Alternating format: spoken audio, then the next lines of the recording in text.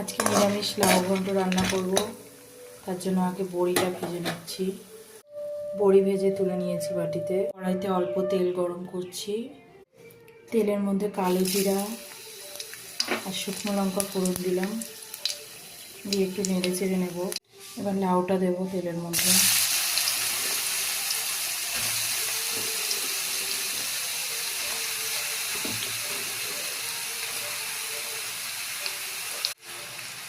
দিয়ে একটু নুন দিয়ে দেবো, হলুদটা এখন দেবো না, নুন দিয়ে নাড়াচাড়া করব।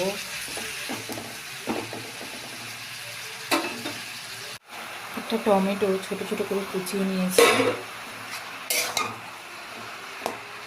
এটা দিয়ে একটু নেড়ে চেড়ে নেব। এবার একটা প্লেট দিয়ে চাপা ঢাকা দিয়ে দেবো, লাউটা তাড়াতাড়ি মজে যাবে। তাহলে কিছুক্ষণ পর দেখো লাউ দিয়ে কেমন জল বেরিয়েছে, বুঝছো?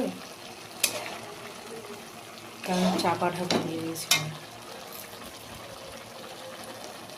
এই জলেই লাউটা সেদ্ধ হয়ে যাবে। এবার এক এক করে জিরে গুঁড়ো,